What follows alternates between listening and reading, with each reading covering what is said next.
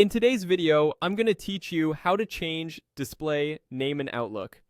If you use Outlook on the web and want the name to people see, when you email them to look just right, maybe more professional, or updated after a change, this quick walkthrough will help. Your display name is the friendly name that appears in recipients' inboxes. It's not your email address or username, so changing it won't affect your sign-in details.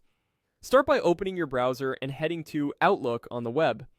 Once your inbox loads, look to the top right corner of the page for your profile icon.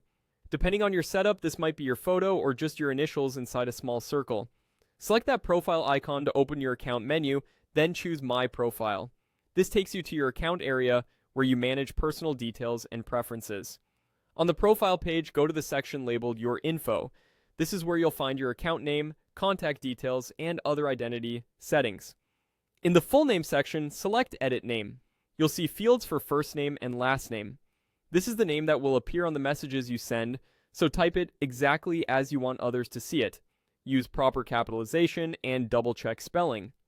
If you use a middle initial or a preferred name, enter it here in the way you'd like it displayed.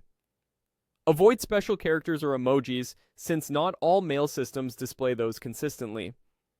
When you're happy with the changes, select Save. That's the key action that updates your account's display name.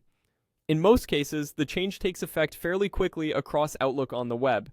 In some places, like older threads or connected Microsoft services, it can take a little longer to refresh. If you don't see it update immediately, give it some time. You may also notice that existing emails you sent in the past keep the old name, which is normal. New messages should use the updated one. A couple of quick tips to keep everything smooth. Make sure you're updating the correct account if you manage more than one. If you use Outlook for work or school through an organization, display names might be controlled by your admin, and you may need to contact them to update it. And remember, this changes about how your name appears to others. It doesn't alter your email address or password. That's all there is to it. You've successfully changed your display name in Outlook.